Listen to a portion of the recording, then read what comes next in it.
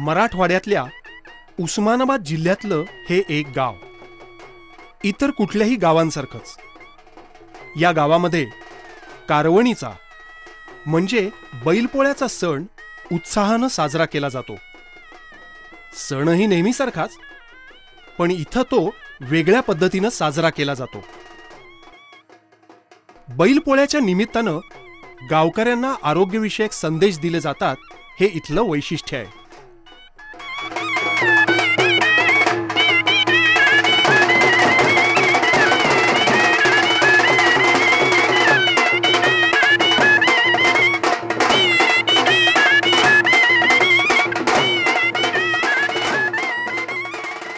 या गावाचं अजून एक वैशिष्ट्य म्हणजे गावातल्या लोकांची आरोग्य तपासणी आणि औषधोपचार गावातल्याच काही स्त्रिया करतात. गावात आरोग्याचे उपक्रम राबवणं आणि गावकऱ्यांचं आरोग्य चांगलं राखणं ही क्षमता या स्त्रियांमध्ये कशी आली याचा हा शोध. गावातले प्रश्न आस्थेने समजावून घेत लोकांच्या सहभागातून आरोग्याचे प्रश्न सोडवण्याचा हा प्रयोग.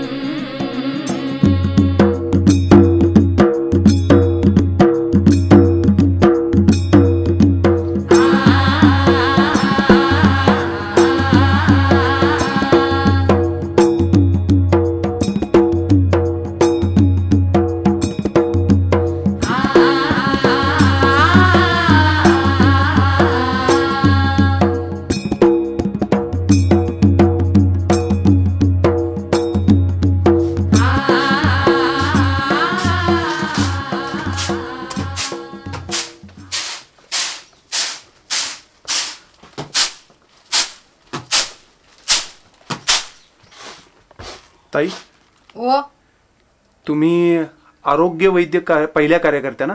हो, मी भारत वैद्य कार्यकर्ती पहिली आहे. तुमच्या त्यावेळेच्या गावाची परिस्थिती कशी होती सांगा? काय काय होतं, काय अडचणी होत्या तुम्हाला? आमच्या गावात अडचणी होत्या. आमच्या गावाला रस्ता नव्हता. आमच्या गावात म्हणजे पिण्याच्या पाण्याची व्यवस्थित सोय नव्हती. दळणवळण म्हणजे दुकानाची सोय नव्हती.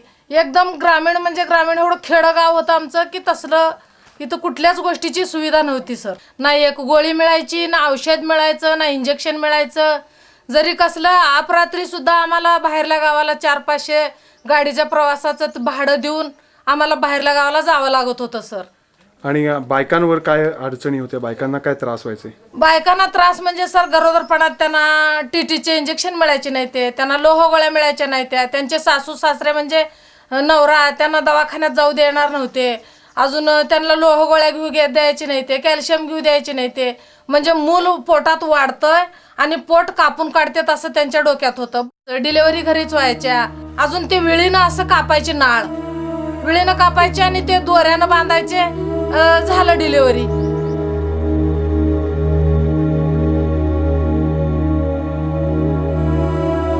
माझीच एक ननंद डिलेव्हरी होऊन अंगावरलं नंतर ना धो धो धो गेलं आणि मरण पावली सर, माझीच नणंद मरण पावली. म्हणजे त्यावेळेला असं की दवाखाना असता तर त्याला जर अशिक्षित लोक, त्यांना माहिती नव्हती, आणि दवाखाना जरी असता तर त्यांनी ताबडतोब दवाखान्यात घेऊन गेले असते तर ते आमची नणंद वाचली असती सर. अशी परिस्थिती गावाची होती अगोदर.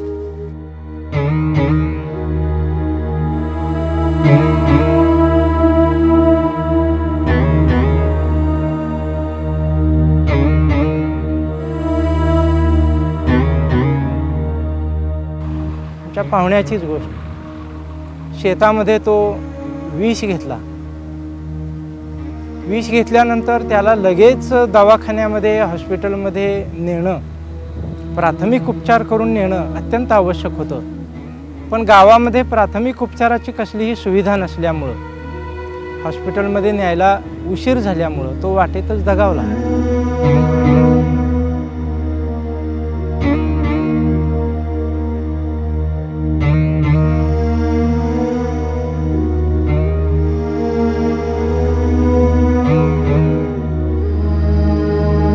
ग्रामीण भागातल्या आरोग्याची ही अवस्था. लोकांना आरोग्य सेवा देणं ही जबाबदारी मुख्यतः शासनाची. पण शासकीय आरोग्य सेवा आणि लोकांच्या गरजा यात मोठी तफावत होती. ही परिस्थिती काही संवेदनशील व्यक्तींना अस्वस्थ करत होती. त्यापैकीच एक होते उस्मानाबादमधील खुदावडी गावचे डॉक्टर शशिकांत अहंकारी. डॉक्टर म्हणून आम्ही ज्यावेळेला काम करत होतो, शिकत होतो, तर डॉक्टरांचा आणि या सर्व सामाजिक परिस्थितीचा संबंध हा आम्ही पाहत होतो, अनुभवत होतो. आणि एकंदरीतच आरोग्याच्या प्रश्नावरती त्या काळामध्ये, म्हणजे ज्यावेळेला 1900 हा साधारणपणे 78 ते 80 हा जो काळ असेल, त्या काळामध्ये वेगवेगळ्या पद्धतीचे नवनवीन प्रयोग आणि नवनवीन आव्हानं पुढे येत होती. याच आव्हानात्मक काळात डॉक्टर अहंकारींचा सर्वोदयवादी तरुण शांती सेना, युवक क्रांती दल, राष्ट्र सेवा दल आणि बाबा आमटे यांच्याशी संपर्क आला. यातून ग्रामीण आरोग्याचे प्रश्न सामाजिक, राजकीय आणि आर्थिक प्रश्नांशी जोडलेले असतात याचं भान त्यांना मिळालं. अशा वेळीस आपल्या वैद्यकीय ज्ञानाचा उपयोग करून गावातली परिस्थिती बदलता येऊ शकेल हा विचार डॉक्टर अहंकारींनी आपल्याबरोबर शिकणाऱ्या औरंगाबादच्या वैद्यकीय महाविद्यालयातील विद्यार्थ्यांना दिला. त्यातूनच उभी राहिली एक ग्राम आरोग्याची चळवळ, health and auto learning organization, अर्थात हॅलो.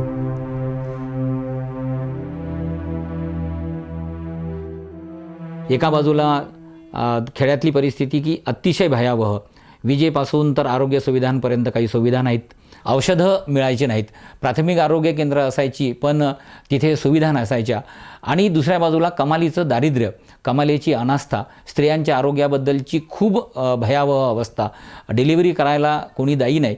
म्हणजे एकूणच आरोग्याचा प्रश्न खूप मोठा, आणि मग बाकीचे प्रश्न तर त्याहीपेक्षा मोठे. या पार्श्वभूमीवरती खूप विचार करून डॉक्टर अहंकारींनी एक मुद्दा पुढे केला की आपल्याला असा डॉक्टर तयार करता येईल का की जो या खेड्यामध्ये जाऊ शकेल. आणि मग त्याला आम्ही प्रतिसाद म्हणून आम्ही सर्व एकत्र आलो आणि हॅलोचा जन्म झाला. ही हॅलो एक संघटना तयार झाली आणि त्या संघटनेने असं ठरवलं की जर समाजाभिमुख डॉक्टर तयार करायचा असेल तर समाजात जाऊन काम करायला पाहिजे. आणि मग आम्ही दर रविवारी एका खेडेगावात जायचो आणि त्या ठिकाणच्या परिस्थितीचा अभ्यास करायचो, सोबतच लोकांना त्यांच्या आरोग्याची तपासणी करायचो.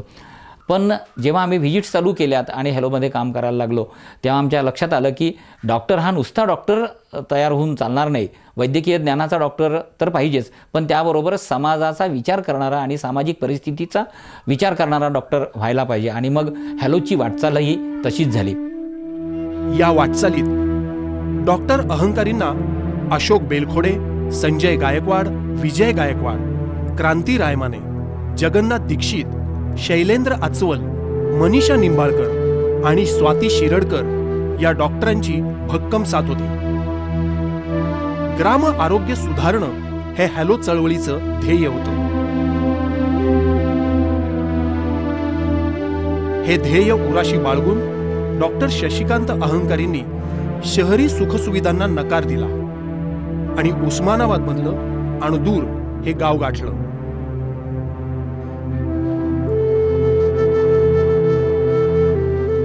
अणदूर हे गाव सोलापूर पासून 40 किलोमीटरवर राष्ट्रीय महामार्ग क्रमांक 9 वर आहे. तिथं त्यांनी 1983 साली जानकी रुग्णालय सुरू केलं. अर्थात या खडतर प्रवासात त्यांना साथ होती ती त्यांच्या पत्नीची, डॉक्टर शुभांगी अहंकारींची. म्हणजे मला आठवतंय की 83ला आम्ही दवाखाना सुरू केल्यानंतर आमच्याकडे येणारे जे पेशंट होते त्याच्यामध्ये गरोदर बायकांची संख्या फार कमी होती. पहिली जी माझ्याकडे केस आलेली होती, मी नेहमीच ही गोष्ट सांगते, म्हणजे सुज्ञान म्हणून, ती सुज्ञान आमच्या दवाखान्या शेजारी राहत होती. तिचं खूप मोठं गाजत गाजत डोहाळ जेवण झालं.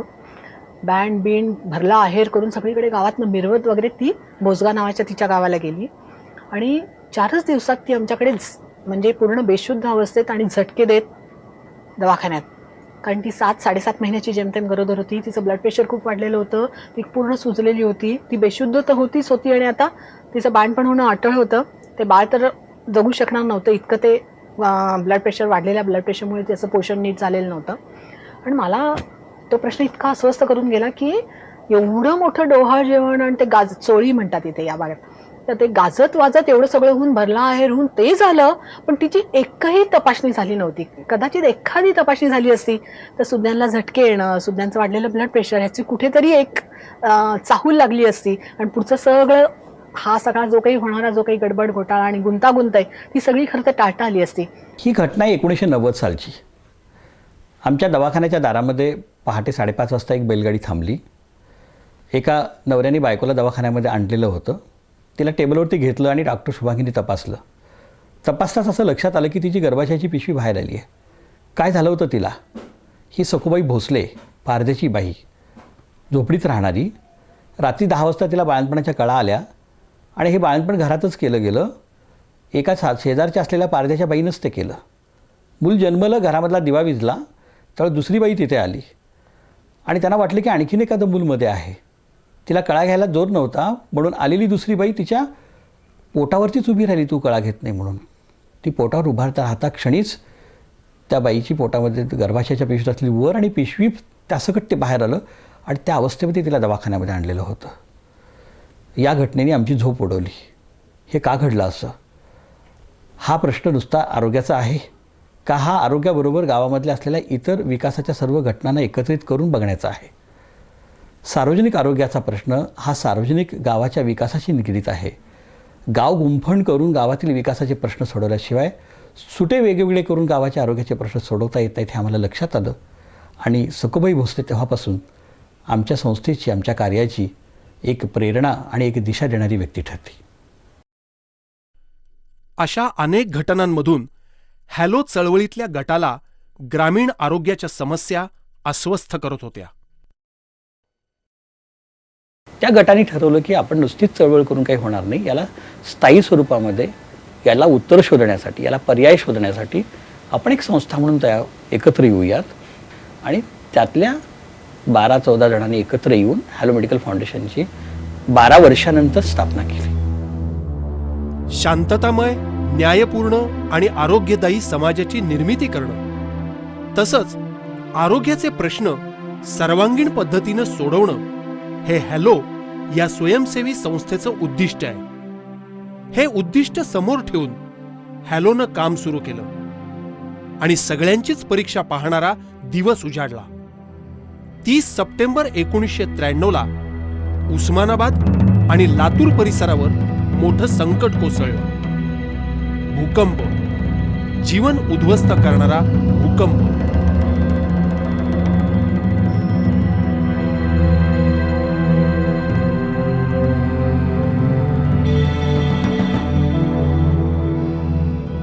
आणि ह्या भागामध्ये भूकंप झाल्यानंतर पाऊस सुरुवात झाला आणि पावसानंतर वेगवेगळे आजार पसरू लागले. इकडं साथीचे वेगळे आजार आले, ते मलेरिया आला. या लोकांना वेगवेगळ्या आजारांना सामोरं जावं होतं. कोणाच्या खरुजीचं प्रमाण वाढलं, लोकांनी ज्या मृत लोक होते ज्यांना कुठेही काढलेलं होतं तिथला दुर्गंधी येत होती इकडं.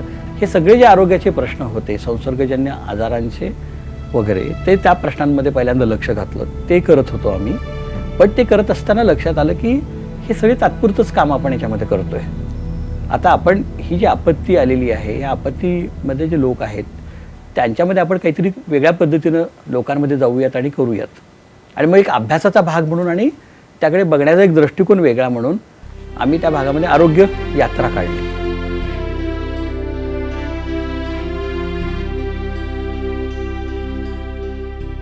लोकशिक्षणासाठी हॅलोनं काढलेली ही आरोग्य यात्रा शासनाच्या समन्वयानं 40 गावांमध्ये हिंडली. लोकांशी संवाद साधताना स्त्रियांच्या आरोग्याचे प्रश्न हॅलोला ठळकपणे जाणवले. याच काळात हॅलोच्या कार्यकर्त्यांनी इतर काही आरोग्य प्रयोगांचा अभ्यास केला. त्यात जामखेडच्या डॉक्टर रजनीकांत आरोळेंचा आरोग्य प्रकल्प आणि चीनमधील बेअरफूट डॉक्टर या प्रयोगांचा समावेश होता. तसंच डेव्हिड वेर्नरच्या डॉक्टर नसेल तेथे या पुस्तकाचा आणि डॉक्टर श्याम आष्टेकरांच्या भारत वैद्यक पुस्तकाचाही त्यांनी अभ्यास केला. या साऱ्या अभ्यासातून दीर्घकालीन टिकणारं प्राथमिक आरोग्य सेवेचं पथदर्शक मॉडेल तयार करण्याचा निर्णय हॅलोनं घेतला. त्यातून एक संकल्पना पुढे आली आणि ती संकल्पना म्हणजे भारत वैद्य संकल्पना, की गावांमधले बचत गटातून, महिला मंडळातून, ग्रामसभेतून 8वी ते 12वीपर्यंत शिकलेली महिला गावानेच निवडायची आणि त्या महिलेला जर हॅलो मेडिकल फाउंडेशनकडे पाठवलं तर हॅलो मेडिकल फाउंडेशन त्यांना एक प्रशिक्षण देईल. त्यांना आम्ही भारत वैद्य प्रशिक्षणाचं नाव दिलं आणि आमचे तत्त्वज्ञान त्यामधलं असं विकसित झालं की अशी महिला व्यवस्थितपणे जर तिला प्रशिक्षण मिळालं तर गाव पातळीवरचे 80 ते 90% आरोग्याचे प्रश्न ती सोडवू शकते. प्रशिक्षणामध्ये हे माता बालसंगोपन म्हणजे गरोदर महिलांची काळजी कसं घ्यायची, गरोदर महिलांना लोह गोळ्या कशासाठी, कॅल्शियम कशासाठी, अजून शरीर ओळख करून दिले, शरीरातले जठर कुठं आहे, यकृत कुठं आहे, गर्भाशय कुठं आहे, जे काय किडन्या कुठं आहेत, हे सर्व जे शरीर ओळख म्हणजे पूर्ण मेंदू कुठं आहे, मेंदूमध्ये पिट्युटरी ग्रंथी आहे, हे काय सगळे जे शरीराची ओळख, रक्त किती असतं, आतड्या किती असतात, किती लांब असतात, हे सगळं शरीरातली पूर्ण माहिती करून दिली. मग त्याच्यात नंतर ना गरोदरपण म्हणजे गरोदरपण कसं राहतं, अजून स्त्री म्हणजे मुलगी कसं जन्मते, म्हणजे पुरुषाकडे किती गुण आहेत, स्त्रीकडे किती गुण आहेत, त्याच्यातून मुलगी होणं, मुलगा होणं हे कुणावर अवलंबून आहे, हे सगळं त्यांनी आम्हाला 21 दिवसाच्या प्रशिक्षणातून आम्हाला शिकवण्यात आलं. साध्या व मध्यम आजारावर उपचार कसा करायचा, गंभीर पेशंट दवाखान्यात कसे पाठवायचे, गावातल्या घरी जाऊन ग्रहभेटी देऊन आरोग्याची स्वच्छतेची माहिती कशी द्यायची आणि गावातल्या लोकांना आपण कसं गरोदर माता असतील त्यांची तपासणी करणे, वजन, उंची, BP सगळं कसं तपासणी करायचं, त्यांना काय सल्ला द्यायचा, हे सगळं गावातल्या जन्ममृत्यूच्या नोंदी घेणं, ह्या सगळ्या 28 दिवसाच्या ट्रेनिंगमधून आम्हाला बाहेरून पुण्या मुंबईसारख्या ठिकाणाहून मोठमोठे डॉक्टर येऊन त्यांनी आम्हाला शिकवलं. ती ट्रेनिंग इतकी महत्त्वाची वाटली की ज्यावेळेस गरोदर होतो त्यावेळेस आम्ही स्वतःच लोह गोळ्या, कॅल्शियमच्या गोळ्या घेतलेल्या नव्हत्या. पण जे ट्रेनिंगमध्ये आम्हाला गरोदर मातेची काळजी कशी घ्यायची, लोहच्या गोळ्या कशासाठी घ्यायच्या आणि काय, तर ह्याचं महत्त्व ज्यावेळेला आम्हाला ते ट्रेनिंगमध्ये समजलं, मग त्यावेळेला आम्हाला कुठंतरी म्हणजे आमच्या आरोग्याची जागृती त्यावेळेस झालेली आहे. सभा शिबिरामधून शिकलो आम्ही हुशार साऱ्या झालो गरीब का आम्ही अडाणी का काही सारं बदललं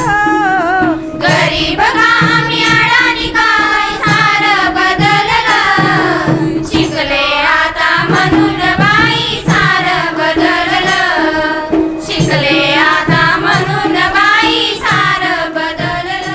तर आरोग्य म्हणजे फक्त आजारी पडल्यानंतर औषध गोळ्या देणं एवढंच नाही आहे. जे महिलांवर अन्याय अत्याचार होतात, हिंसा होतात, दारू पिऊन जी मारहाण केली जाते, त्यांच्या कामाचा त्यांना मोबदला मिळत नाही आहे, तर अशा सगळ्याच क्षेत्रामध्ये महिलांवर तसेच अनेक ठिकाणी काही पुरुषांवर अन्याय अत्याचार होतो आणि मग मुलींना शिक्षण दिलं जात नाही, जास्ती शिकू नये मुलींनी, आणि परत मग त्यांना काही म्हणजे कुठल्याच एक क्षेत्रामध्ये स्थान मिळत नाही आहे. तर हे जे सगळं चाललेलं आहे, किंवा मग आपल्या परिसरामध्ये खूप घाण असते, अस्वच्छता असते, उघड्यावर संडासला लोक बसतात, शौचालय नसतात. तर ह्या ज्या सगळ्या बाजूंचं जे आरोग्याचं आहे, चांगली आरोग्य स्थिती जर आपल्याला करायची असेल तर हे सगळे प्रश्न सुटायला पाहिजेत. मी ज्यावेळेस बाहेर काम करण्यासाठी पडायचे त्यावेळेस मला असं मध्यभागातून गावच्या जाता यायचं नाही, कारण त्या ठिकाणी लोक बसलेले असायचे. मध्यभागातून कसं जायचं, म्हणजे आता काय भारत वैद्य कार्यकर्ते काम करणाऱ्या कुठं पण असं बाहेर फिरते असं म्हणायचे लोक त्यावेळेला. आता एकतर बायका खरं तर काम करायला सुरू केल्यापासून का एक स्वतःला अवघड जातं काम करायला. कारण घराबाहेर पडणं ही काय साधी गोष्ट नाही. लोक कुचकट काही पण बोलणार, बघा बघा बाहेर पडल्या. प्रथम आम्ही जेव्हा गावात आलो त्यावेळेस असे काही लोक विश्वास ठेवत नव्हते की 3-3 वर्ष डिग्री जे घेतात लोक आणि डॉक्टर होतात, तर ह्या काय 15 दिवसामध्ये 28 दिवसामध्ये कोण डॉक्टर होतं का? असे अडथळे असून देखील भारत वैद्य कार्यकर्त्यांनी मनापासून काम सुरूच ठेवलं. हळूहळू लोकांचा भारत वैद्य कार्यकर्त्यांच्या औषधोपचारांवर विश्वास बसू लागला. गावातल्या लोकांना प्राथमिक आरोग्य सेवा गावातच योग्य तऱ्हेने मिळू लागल्या. त्यामुळे गावातील बोगस डॉक्टर आणि भोंदू मांत्रिक यांना आळा बसला. पर्यायानं गावकऱ्यांची कष्टाची कमाई वाचली. जेवण करून घ्यायचं गोळ्या पण हां, आणि त्या पायाला जरा म्हणजे शेकायचं, ते गरम कपडा करून किंवा वाळून त्या मिरगुडीचा पाला बांधून ते शेकायचं आणि हे गोळ्या घ्यायचं. काय दुसरं काय होत नाही. कांता मावशी, ते दिलेले गोळ्या घ्या बरं का व्यवस्थित. जेवण व्यवस्थित करा, गोळ्या व्यवस्थित घ्या, कमी होतंय. येऊ का मग आता मी? गोळ्या मात्र घ्या व्यवस्थित. हा, येते मग. हे भारत मावशी आहे ना, तिनं 2 रुपयावर गोळ्या दिले तर तिकडचे आमचे 200 रुपये वाचतात. आणि म्हणजे 90-95% आजार असं राहतात की फक्त 2-3 रुपयामध्ये कमी होणारे आजार असतात, आणि बाकीचे गंभीर आजारालाच पैशाची गरज असते जास्त घालण्याची. झालं का स्वयंपाक? ते मुलाले आता 7वा महिना चालू आहे. नागिनी ते येतात, औषध पाणी गोळ्या सगळं करतात, इंजेक्शन तपासणी सगळं करते ती, आणि बीपीची पण तपासणी करते ती. खोकल्याच गोळ्या देते, त्याच्या ताप आल्यावर बघते ते, ठेचला हे दुख झाल्यावर त्याला औषध लावते ते. ज्यावेळेस हॅलो मेडिकलचे आरोग्य यंत्रणा या ठिकाणी कार्यान्वित झाली आहे त्यावेळेस माता बाल मृत्यू प्रमाण लक्षणीयरित्या कमी झालेलं आहे. एकच आता म्हणायचं झालं तर या कार्यकर्त्यांनी गेल्या 16-17 वर्षामध्ये 2 लाखापर्यंतच्या रुग्णांवरती उपचार केलेला आहे. शुद्ध पाण्याचा केला विचार, शुद्ध पाण्याचा केला विचार, रोगराई सारी पळून गेली, सार बदललं, रोगराई सारी पळून गेली, सार बदललं, शिकले आता म्हणून बाई सार बदललं, शिकले आता म्हणून बाई सार बदललं. भाभी, ओ भाभी, वंचितांपर्यंत आरोग्य सेवा पोहोचवणं हा भारत वैद्य प्रयोगाचा एक गाभा होता. यामुळे भारत वैद्य कार्यकर्ती गावातील सर्व लोकांपर्यंत पोहोचली आणि जाती धर्माच्या भिंती दूर करून गावात समानतेचं मूल्य रुजवू लागली. मुस्लिम समाज वाईट आहे असं आज तर मला वाटत नाही. का म्हणजे मी जेव्हा प्रत्यक्षात मी जाऊन कामं करते, मला त्यांचा म्हणजे अनुभव चांगला आलेला आहे. वाईट अनुभव एकही आला नाही. बाहेर पडल्यानंतर आता मी माहिती सांगायला गेली तर कोणी विरोध करेल का, तू काय सांगायला आलीस, तू मुस्लिम जातीची आहेस असं कोणी म्हणेल का, असं मला भीती होती अगोदर. नंतर मी हळूहळू बाहेर पडले, कामाची सुरुवात केली, तर अनुभव चांगले येत गेले वरचीवर मला. जात आणि धर्म याच्यामुळे असलेला आरोग्यावस्था होणारा परिणाम, त्यासाठी तर आम्ही निवड करत असताना भारत वैद्य कार्यकर्त्यांच्या ह्याच्यामध्ये 60 ते 70% भारत वैद्य कार्यकर्त्या ह्या दलित जातीमधले आम्ही निवडल्यात, की त्यांना त्यांच्या इतरांच्या स्वयंपाकघरापर्यंत प्रवेश लोकांनी दिला, केवळ त्यांच्याकडे आरोग्याचं ज्ञान आलं म्हणून. आणि 97पर्यंत आमचा विस्तार हा जवळजवळ 30-40 गावांमध्ये झाला. त्यावेळेला आम्हाला असं वाटायला लागलं की हॅलो मेडिकल फाउंडेशनचं काम हे स्त्री केंद्रित बालकेंद्रित आहे आणि याला एक व्यासपीठाची गरज लागणार आहे. आणि मग हे व्यासपीठ कुठलं असणार, म्हणून मग आम्ही त्या व्यासपीठाचा विचार करताना बचत गटाच्या व्यासपीठाचा तेव्हा विचार केला. बचत गटाला आरंभ झाला, आया बायांना आधार झाला, बँकेचं कर्ज दारात आलं सारं बदललं, बँकेचं कर्ज दारात आलं सारं बदललं, शिकले आता म्हणून बाई सारं बदललं, शिकले आता म्हणून बाई सारं बदललं. जे काही आम्ही बचत गटाच्या माध्यमातून कर्ज देत होतो ते कर्ज जास्तीत जास्त कशावर जात होतं ह्याची चर्चा आम्ही मीटिंगमध्ये केली. तर जास्तीचं कर्ज हे आरोग्यावर जात होतं. तर यावर काय करायचं, तर डॉक्टरांनी एक युनायटेड इंडिया इन्शुरन्स कंपनीशी संपर्क साधून त्यांनी आरोग्य विमा ही संकल्पना सुरुवात केली. हॅलो फाउंडेशनच्या वतीने मी म्हणजे त्यांच्या गटात काम म्हणजे सदस्य म्हणून काम करते आणि सभासद आहे त्या गटाची. मग तिथं गेल्यानंतर मला का हॅलो फाउंडेशनच्या वतीने मला आरोग्याची म्हणजे कसं आरोग्यावर काय काय व्हाय ते सगळं मला माहिती मिळाली. मग त्याच्यावर मी विमा उतरवला आहे. एक वेळेस मी आजारी होते, मग मी सुद्धा ॲडमिट झाल्यावर मला म्हणजे काळजी वाटली नाही की आता काय काळजी नाही आपल्याला, म्हणजे विम्याचा लाभ आहे, आपण किती जरी दिवस आजारी पडलो तर आता काळजी नाही, बिनगुरी आहे मी आता सध्या. म्हणून हॅलो मेडिकल फाउंडेशन मला वाटतं महाराष्ट्रामधली पहिली संस्था असावी की ज्यांनी आरोग्य विमा योजना महाराष्ट्रामध्ये सुरू केली.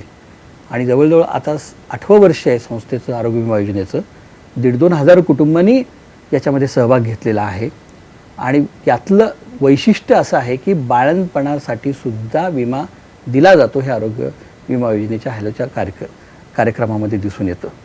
कारण इथे विमा कंपनीच्या लोकांनी मोठं आर्ग्युमेंट केलं होतं की बाळंतपण ही एक नोन रिस्क आहे आणि विमा म्हणजे हा अननोन रिस्कला द्यायला पाहिजे. तर नोन रिस्कला आम्ही कसा काय विमा देणार. आम्ही त्यांना आर्ग्युमेंट केलं की प्रजनात्मक आरोग्य जर महिलांचं सोडलं तर महिलांचं आरोग्य काय शिल्लक राहिलं, आणि बाळंतपणाला सुद्धा आरोग्य विमा मिळाला.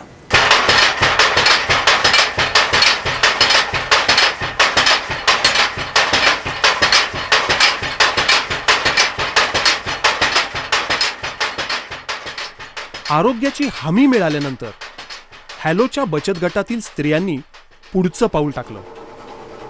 व्यवसाय कर्ज घेऊन वेगवेगळे व्यवसाय सुरू केले. बचत गटाच्या वाटचालीत स्त्रियांनी व्यवसायासाठी कर्ज घेणं हे बचत गटाच्या सक्षमीकरणाचं लक्षण मानलं जातं. बचत गटाच्या माध्यमातून काय झालं आणि की त्यांच्या हातात पैसा खेळायला लागला. मुळात हे पैसे सगळे जे काही कुठेतरी साखरेमध्ये, कुठेतरी साडीच्या घडीमध्ये आणि असं सगळं, या सगळ्या पैशाला जरा एक सन्मानाचं कपाट मिळालं. त्यांचे व्यवहार उघडपणे व्हायला लागले. कित्येक वेळा असं झालं की नवऱ्याच्या ज्या काही अडीअडचणीला बायकोचा बचत गट आणि त्यातनं घेतलेले पैसे कामी आले. त्यामुळे तिची घरातली पत वाढली, गल्लीतली पत वाढली, गावातली पत वाढली. तिच्या म्हणण्याला एक वजन आलं. तिच्या म्हणजे निर्णय प्रक्रियेमध्ये तिचा सहभाग यायला लागला. आपण कष्ट केलं आणि आपण 2 पैसे मिळवले तर आपल्याला लाचारीसारखं जगणं तर कशाला येते आणि गुरासारखं राबणं तर कशाला येते, असं म्हणून आमच्या सगळ्या महिलांना आम्ही स्वतःवरच्या पायावर उभं राहण्यासाठी शिकवलं. आता स्वतःवरच्या पायावर उभं न राहता आता त्यांनी पळायला लागलेत. ह्या ठिकाणी आता जर मी बाहेर फिरायचं म्हणताना आता मी कुठून पण जाऊ शकते, कारण 12 वर्षामध्ये एवढा बदल झालेला आहे. आणि माझ्या एकटीमध्ये न होता सर्व बायकांमध्ये बदल झालेला असं म्हणता येईल.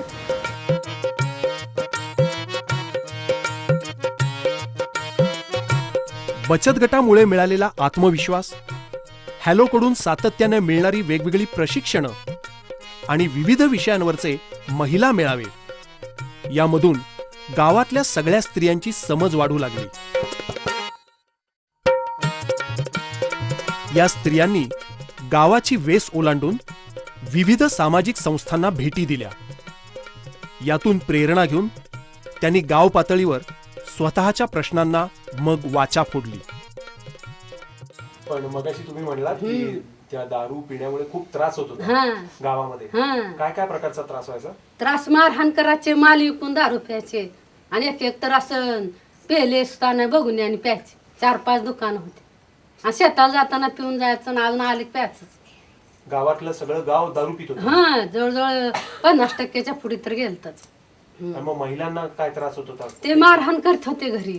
मला आम्हाला हॅलो फाउंडेशनची ती मदत झाली. गावाबाहेर हात भट्टी, गावाबाहेर हात भट्टी, सुख शांतीची होते कट्टी, सुख शांतीची होते कट्टी.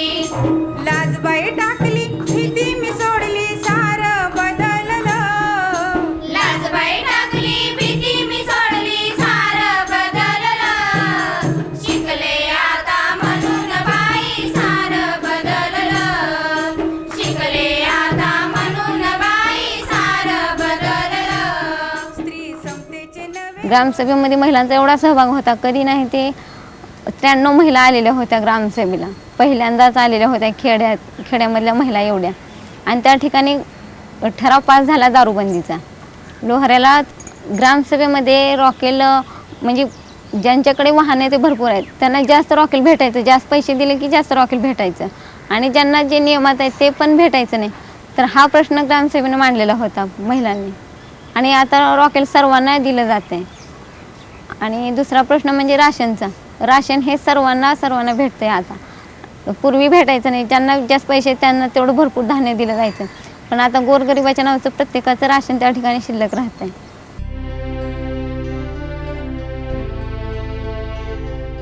गावातल्या स्त्रियांनी आपले प्रश्न सोडवण्याकरता पुढाकार घेतला आणि गावामध्ये परिवर्तनाची सुरुवात झाली. पण पुरुषांच्या सहभागाविना ही प्रक्रिया अपुरी आहे हे लक्षात घेऊन हॅलोनं भारत वैद्य सहाय्य समितीची स्थापना केली. पुरुषांचा सहभाग या ठिकाणी म्हणजे आमचा वाढायचा कारण की संस्था आपल्यासाठी काम करते, या गावामध्ये आपल्या गावातील महिलांसाठी काम करते आणि आपण या ठिकाणी मागं कसं राहावं यामुळे आम्ही त्यांच्यात सहभाग घ्यायला सुरू केला. बोला पुंडली श्री ज्ञानदेव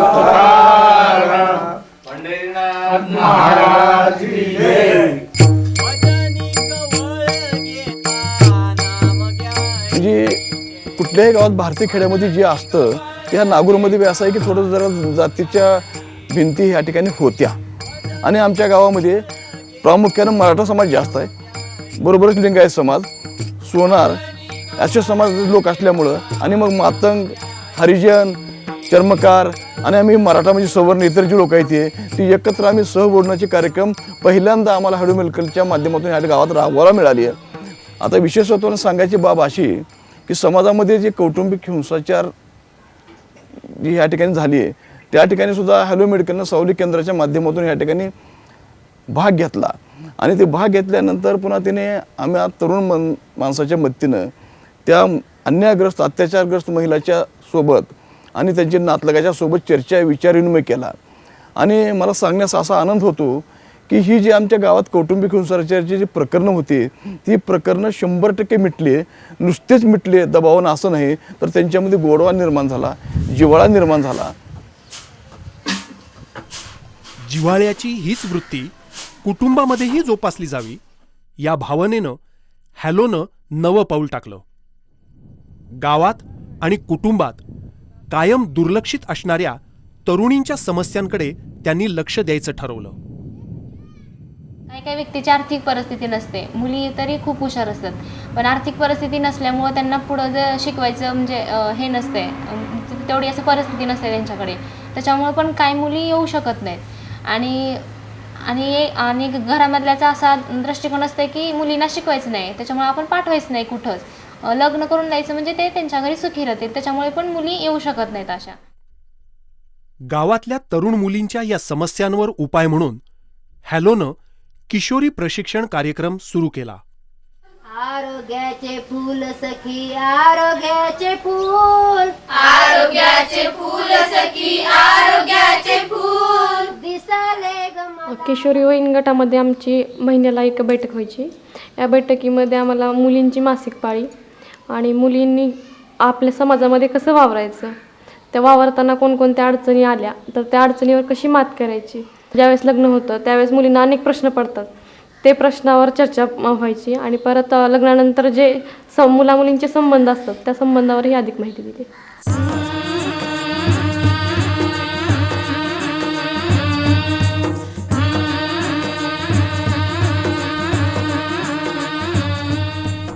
किशोरी प्रशिक्षणाच्या माध्यमातून विकासाची कवाडं मुलींना खुली होऊ लागली. या मुलींनी आर्थिकदृष्ट्या स्वावलंबी व्हावं याकरता हॅलोनं नर्सिंग स्कूल सुरू केलं. मी तर यायच्या अगोदर मला आरोग्याविषयी काही माहिती नव्हती आणि जे आपल्याला 12वीपर्यंत जनरल नॉलेज असतं तेवढंच. पण इथं आल्यानंतर पेशंटशी कसं बोलायचं, पेशंटशी म्हणजे त्यांची काळजी कशी घ्यायची, परत इथं आरोग्यामध्ये कुठल्या कुठल्या सुविधा येतात आणि गरोदर महिला ज्यावेळेस आपल्याकडे येते त्यावेळेस तिचं प्रथम आपण काय बघायचं असतं हे सगळं आम्हाला माहिती मिळाली.